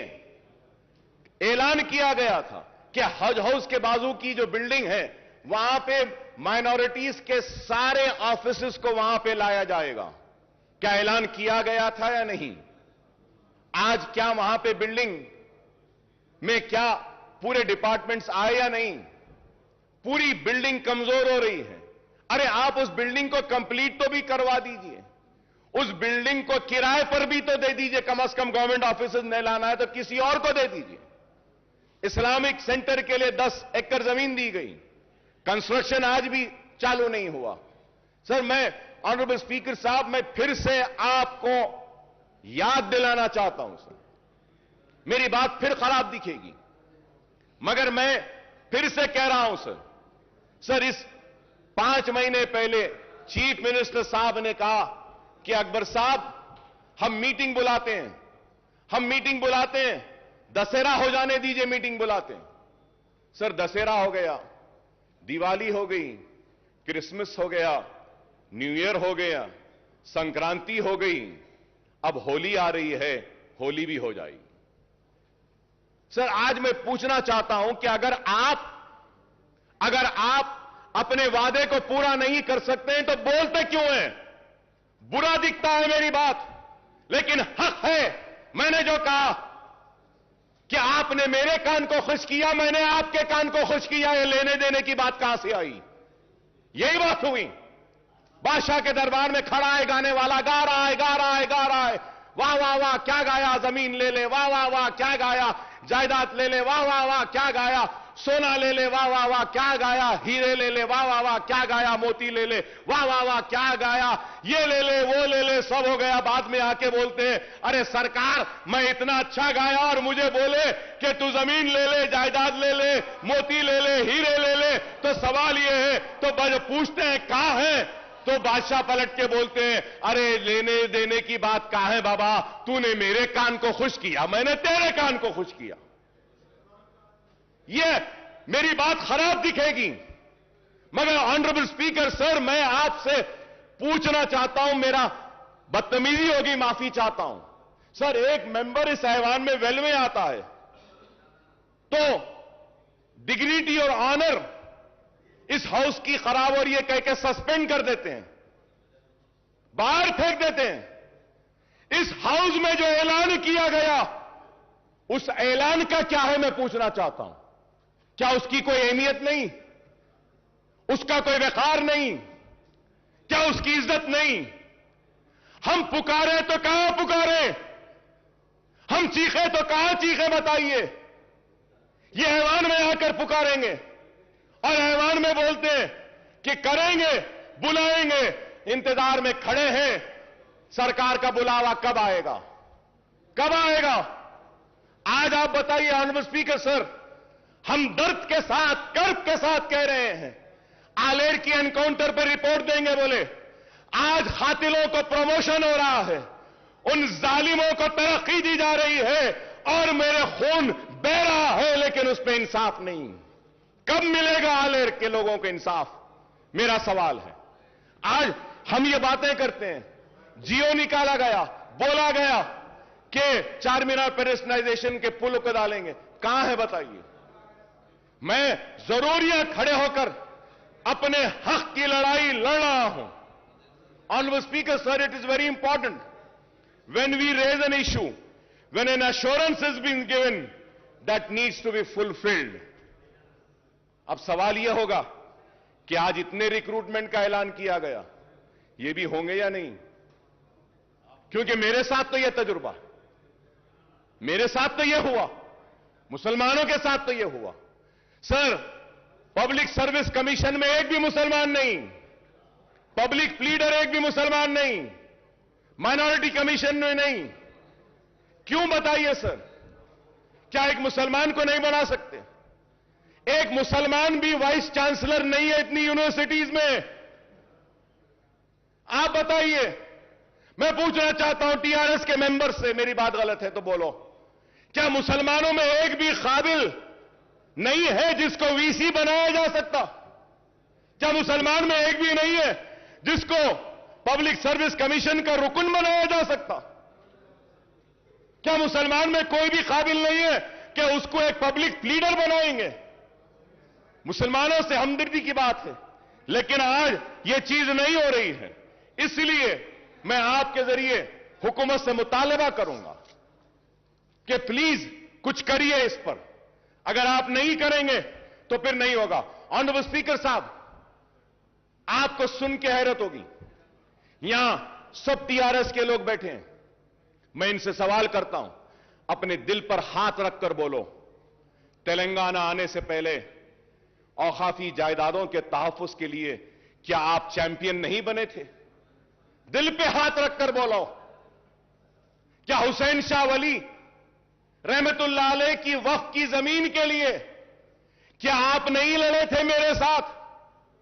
क्या हाईकोर्ट में टीआरएस नहीं गई थी? क्या बोलकर गई थी? यह वक्फ की जायदाद है। तेलंगाना एजिटेशन, तेलंगाना मिल गया, हुकूमत में आ गए, आने के बाद वही किया। सर, मैं मुझे कंप्लीट करने दीजिए सर। वही किया जो कांग्रेस ने किया, वही किया जो तेलुगु देशम ने किया। नाइंसाफी मुसलमानों के साथ हुई, वो ये हुई कि इख्तिदार में आने के बाद हुसैन शाह वली की जमीन गवर्नमेंट लैंड है बोलती है टीआरएस की हुकूमत। क्या इंसाफ है? हुकूमत में नहीं थे तो वक्फ की थी, हुकूमत में आ गए तो गवर्नमेंट की। पूरी जमीन चले गई, पूरी जमीन चले गई। ऑनरेबल स्पीकर साहब, सुप्रीम कोर्ट में वक्फ बोर्ड मुकदमा हार गया टेक्निकल रीजंस की वजह से। प्लीज अरे आज दे सकते थे। Please conclude sir, I am concluding sir, but I have to say sir. Sir, मैं बोलना चाह रहा हूं, इसलिए बोलना चाह रहा हूं कि मुझे बोलना जरूरी है सर। सर, पहले तो पूरा असेंबली कट हो गई, 5 दिन 6 दिन चल रही है। क्वेश्चंस आते ने, 5 दिन में एक क्वेश्चन आएगा हमारा, और उसके बाद में अगर कम वक्त में बोलूं तो फिर मेरा इस ऐवान में आना ही बेकार है। मुझे बोलने दीजिए सर, इस वास्ते कि मजबूर होकर कह रहा हूं, मजबूर होकर। हजारों करोड़ की जायदाद चले गई, एयरपोर्ट में चले गई।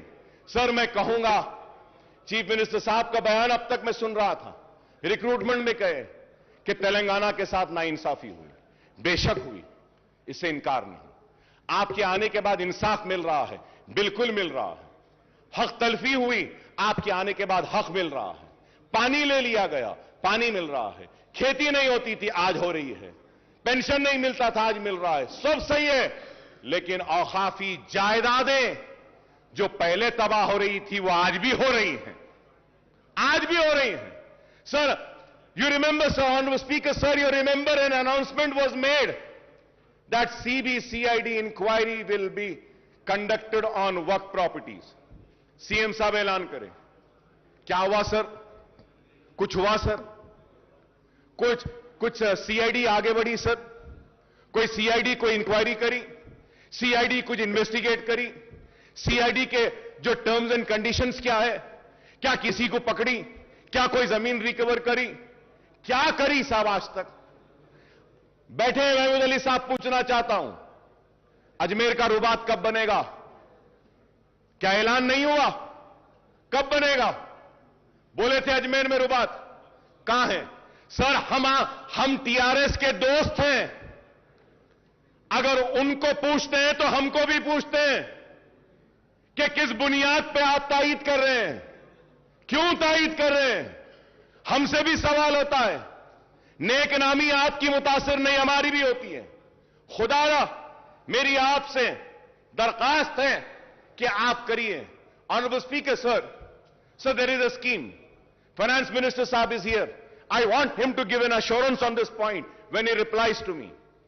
Sir, Government of India is giving matching grant for construction of, jo speech mein bole, Finance Minister Saab, construction of minority schools and residential schools.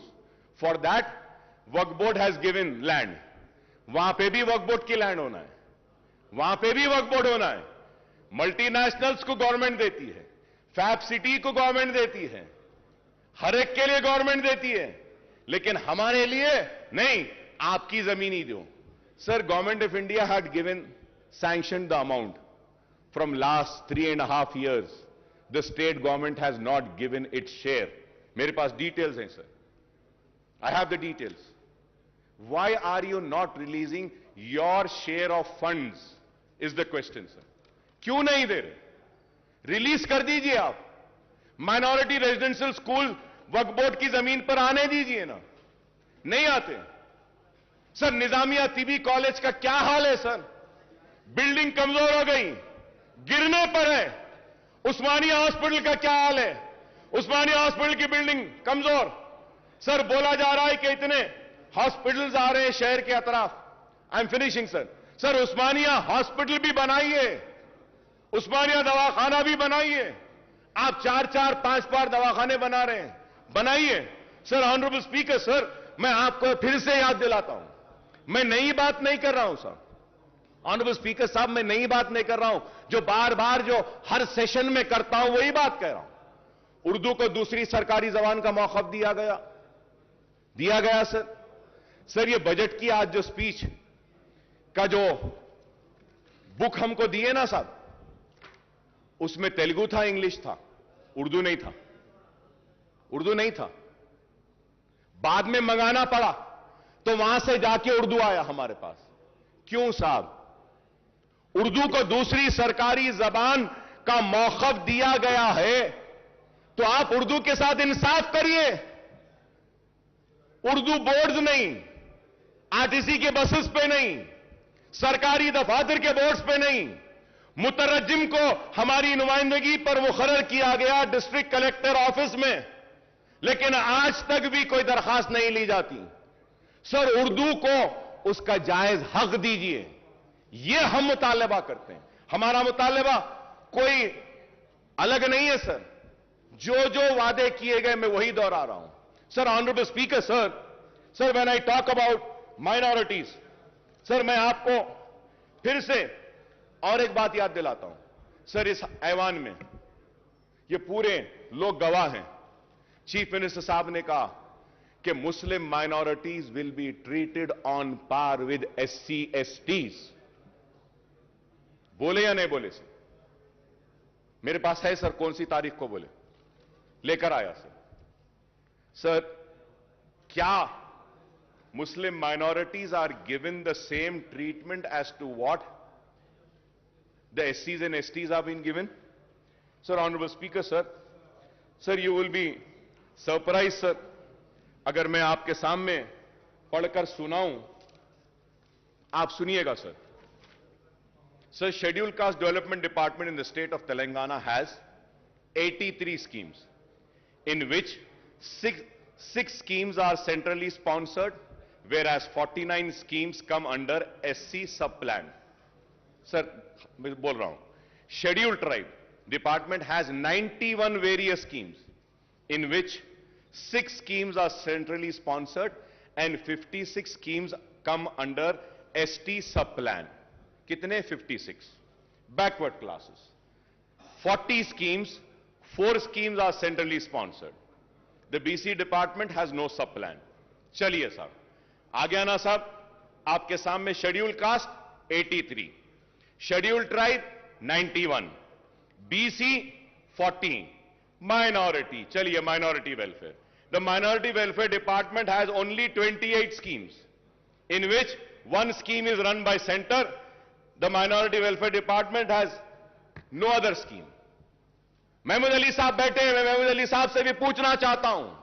Mahmood Ali साहब, आप बोलिए माइनॉरिटी फाइनेंस कॉर्पोरेशन से किसी एक गरीब को भी लोन दिया गया क्या? बताइए, दिल पे हाथ रखकर बोलिए।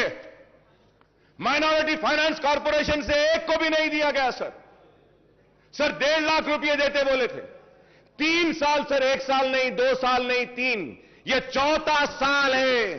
4 साल से एक मुसलमान को अपने पैरों पे खड़े होने के लिए कारोबार का खर्च माइनॉरिटी फाइनेंस कॉर्पोरेशन नहीं दिया। 1.5 लाख एप्लीकेशन पेंडिंग है या नहीं, ये बताइए।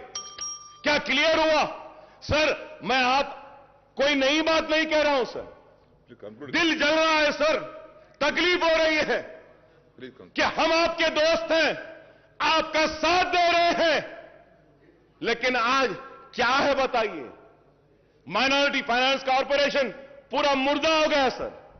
टिमरीज हां अच्छा चल रहा है, अनीसुल गुरबा काम हो रहा है, दरगाह बनाने शाह का काम हां हो रहा है, 69 कॉन्ट्रैक्ट लेक्चरर्स को रेगुलर अब ये आज के बाद हो जाएगा, मुतरज्जिम आए हो जाएंगे। मैं ये नहीं कह रहा हूं कि नहीं हुए, शादी मुबारक, यस 2 लाख शादी मुबारक में गरीब बच्चियों की शादियां हुई, मुबारकबाद देता हूं हुकूमत को, बहुत अच्छा काम है।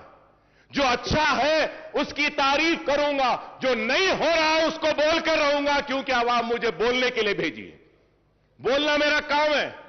मेरी इस बात को यह ना समझे कि मैं आप पे तनकीद कर रहा हूं या मैं आपका दुश्मन हूं, नहीं, मैं आपका दोस्त हूं, इसलिए कह रहा हूं कि यहां पे नहीं हो रहा है, इसको करिए।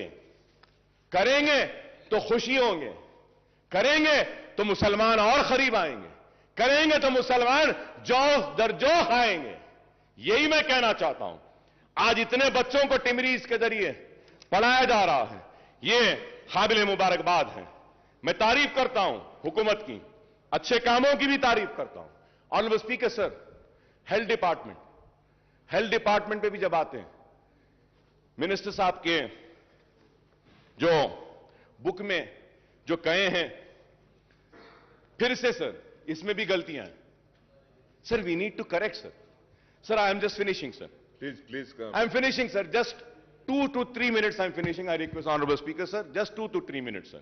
Sir, the health sector, while 6,295 crores were allocated in financial year 2021-22, rupees 11,237 crores have been allotted for medical and health sector in budget for 22-23, making an increase of 4,942 crores in share numbers.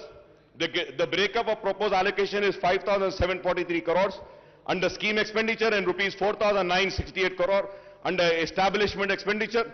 It is welcome sign that the health sector has got a much needed boost with budget allocation for the financial year 22-23 being 78.5% more than the current fiscal year, even as Telangana government seeks to build a robust healthcare network across the state. However, the allocation to the health sector now accounts for only 4.37% of the total budget. I have the list every year from 2014-15 but there is no time, so I'm just going further ahead, sir. For 22-23, the allocation has been increased from various schemes under scheme expenditure, rupees 1,000 crores for construction of medical colleges and hospitals, rupees 1,000 crores for construction of super speciality hospital. The allocation for these two categories in the current fiscal year was 0, though allocation has been increased for purchase of surgical consumable, diagnostic, reagent and disposable. The allocation to the National Program for Prevention of Control of Cancer, Diabetes, Cardiovascular Disease and Stroke has been raised from 5 crores to 5 crores in the current financial year to 308 crores for the next year, sir. The scheme expenditure for primary health centers under the Director of Public Health did not see any increase, and it was same case with the allocation of prevention of control of disease, sir. Sir, I congratulate the government for coming up with the dialysis centers. It was needed and it's very good work that the government is doing. I congratulate the government for coming up with बस्ती दवाखाना, sir. ये बस्ती दवाखाने की वजह से गरीब को काफी फायदा हो रहा है और बस्ती दवाखाने आना चाहिए. मैं हुकूमत को मुबारकबाद देता हूं बस्ती दवाखानों के लिए, डायलिसिस सेंटर्स के लिए. कोविड में अच्छा काम किए, लेकिन उसके साथ साथ यह भी जानना चाहता हूं कि टिम्स हॉस्पिटल को क्यों बंद किया जा रहा है. आप वजाहत करिए. Telangana institute of medical sciences Gachibowli में क्यों बंद कर रहे हैं? उसके पोस्ट को निकाल रहे हैं क्या? आज अखबारात में हम पढ़ें, आप उसका क्लैरिफिकेशन दीजिए. Sir, in the budget speech, the Honorable Finance Minister said that there were only 3 medical colleges which were established in Telangana region during the 60 years rule of combined state. Usmania and Gandhi Hospital were established even before the combined state. Janab Harish Rao Sahab had said that TRS government has established 12 new medical colleges in last, आपकी speech में बोले आप, 12 new medical colleges in last 7.5 years, and the total number of medical colleges today in the state is 17. No, sir. It is not right. With all responsibility, I am saying, sir. It is not 17, sir.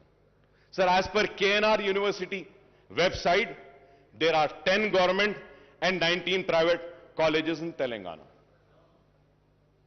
Malarati Saab is here. He can also say if I am wrong. Sir, my only submission is that when a note is prepared, they should have a responsibility. Sir, KNR जो दे रहा है website पे, अब counselling हो रही है, उसमें कितने बोल रहा है सर? 10 government, 19 private. मिनिस्टर साहब हमारे क्या बोल रहे हैं? 17 कॉलेजेस. तो सर वो प्लीज. तो सर मैं ठीक है साहब, आप क्लैरिफिकेशन दे दिए, अच्छा है.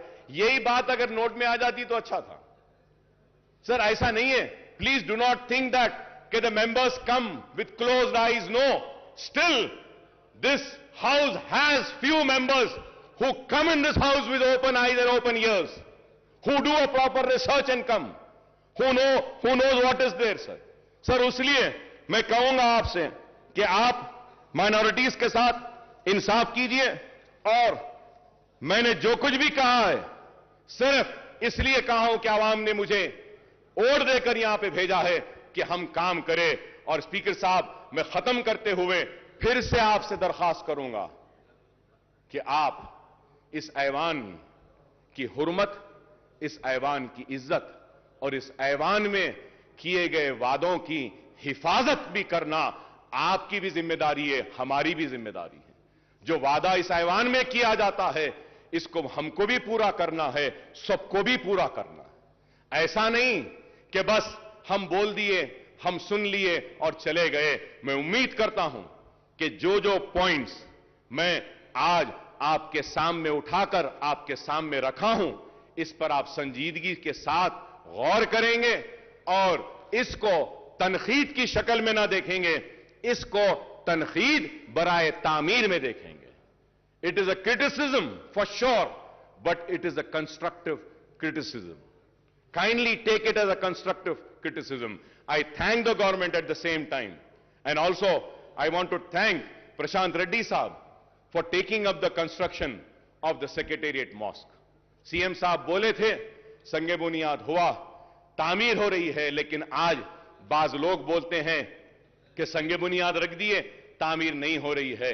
तामीर हो रही है और तामीर मुकम्मिल होगी.